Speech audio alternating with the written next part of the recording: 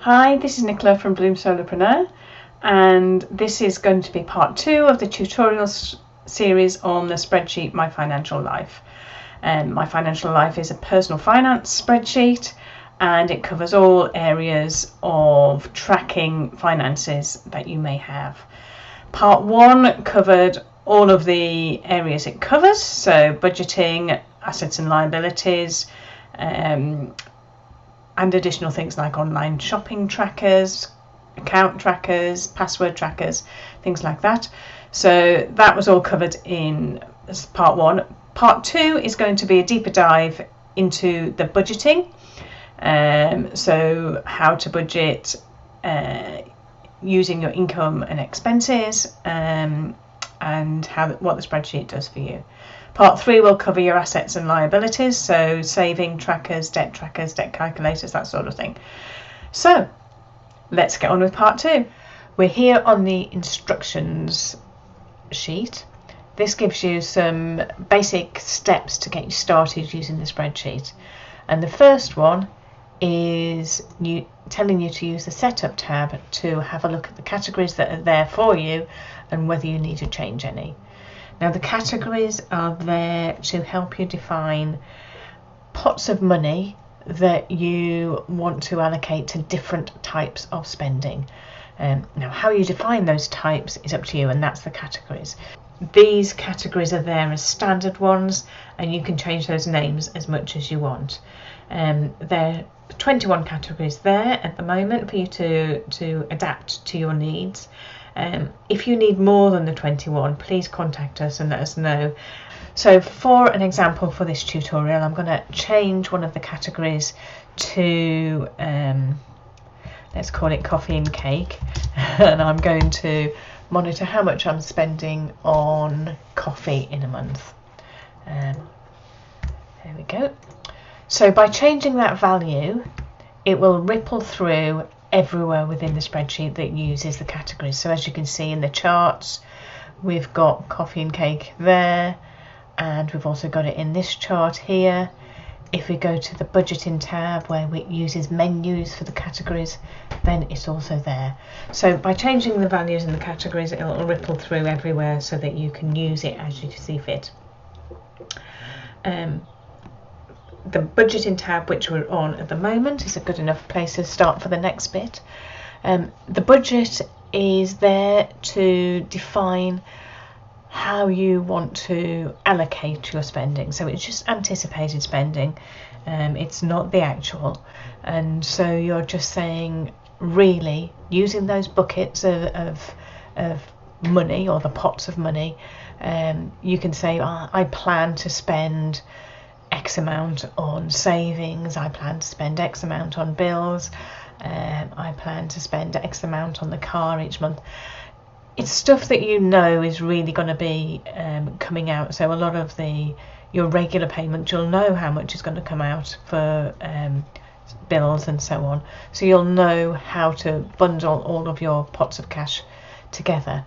And so by doing that and grouping the cash or where you're going to spend, you can see if you can either try and cut down that amount, see whether you're actually overspending or your aim is achievable or not, or it can show you that actually if you stick to these budgets, there's extra that you can then spend somewhere else, such as paying off debts or putting into savings.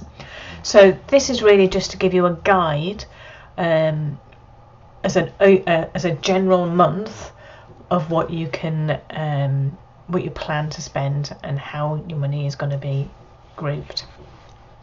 It's then up to you with your willpower to then use that money accordingly. So at the top section here, we've got the current month, which is May. That will automatically change as the year progresses, and what this will do will take the current month's income and then subtract your budget. So as I say, this is just a one-off month, a general month, so you don't need to be changing it all the time, just tweaking it as and when necessary. So given your current income, then if we then subtract the budget, we have a deficit of £2,045 because we think we'll be spending that £2,045, and so far we haven't created any income. So let's correct that now and go to the income tab. And again, this is just a straightforward sheet that is just about recording the income. So you don't need a separate sheet for each month. It's just a rolling sheet for you to enter the information in. When you put in a date, it will automatically recognize what month that's related to, and then filter it through into all of the charts. So no need to worry about how that's going to work. You just fill in the data as you see fit. Again, I'm in the UK, so formatting of dates and things will be UK based, but this should change to be appropriate for your default settings when you use the spreadsheet. So I'm going to put in a salary, just to make it different. I'm going to put in a different amount, and I'm going to put in also something else, again just to make the charts look different. These descriptions are whatever you want. I'm just saving time in typing by putting that in, and let's say I got the £1,000 dividend. So in that 4 month, I've got an extra section up here, so the chart shows you how your income spread. And now by creating that dividend, because I hadn't entered it before, we've got an extra pie in the chart, so that you can see the spread there. And that's all there is to the income. So you just enter it once a month, or whenever you receive some income into your account, then you can put that money in there. If we go back to the budget, we'll now see that the current month income is £3,000. So that gives us a surplus of £955 if we stick to our budget. So that's good. We've got something that we can do there. If we want to add in more elements to the budget, again, this is just recording the data. So it's just a matter of selecting your category that you want to use.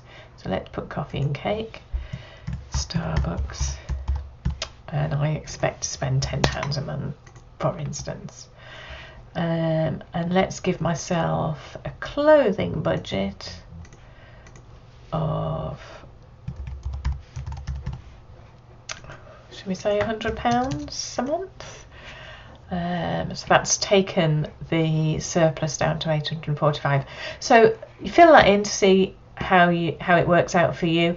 Ideally, you're trying to keep your budget below your income, and because if you're already overspending, then you need to look at how you can cut back to make sure that difference is more than your actual income.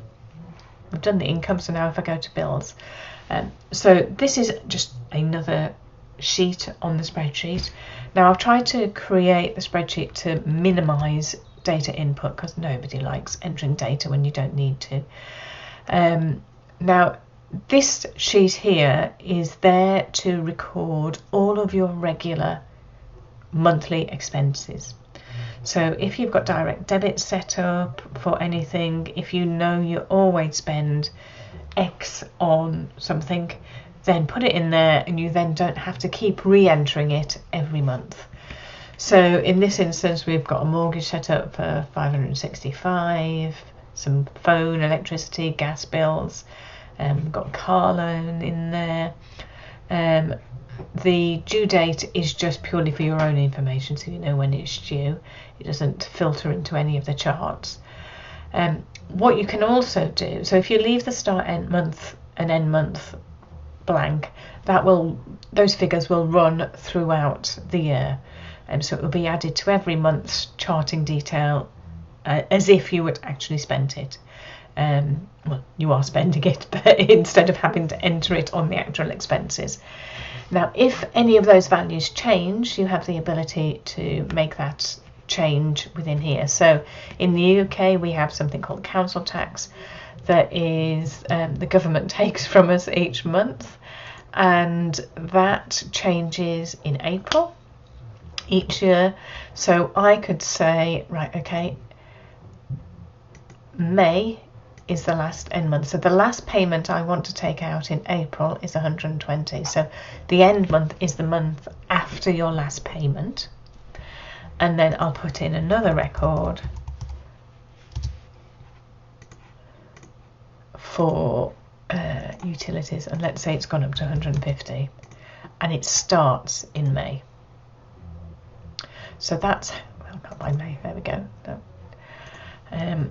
So that's how you record new variant changes in the bills. Now it may be that something completely changes, so it may be that the water you stop paying completely in August, and that's it finished, so you don't need to take into account. So the bills for water will be £30 up until July, and after that it will be removed from any of your charts.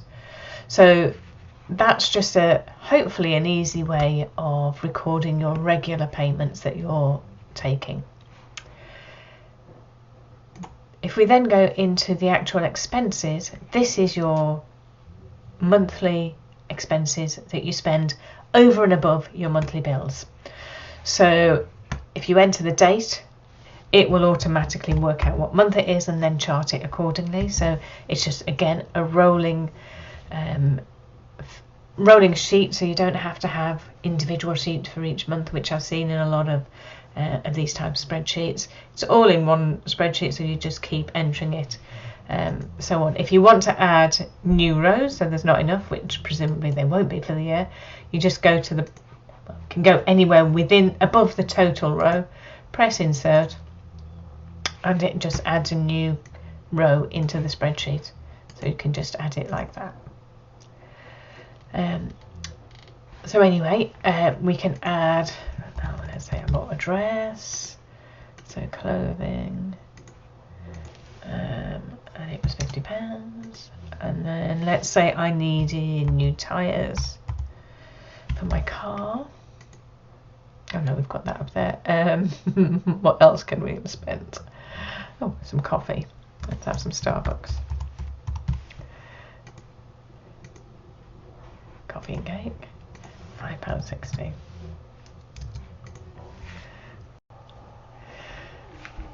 So we've entered our expenses. So if we now go back to the monthly budget sheet, see what that's done, not monthly budget, monthly summary, we can see that we've now got a tiny bit of spending in the coffee and cake section.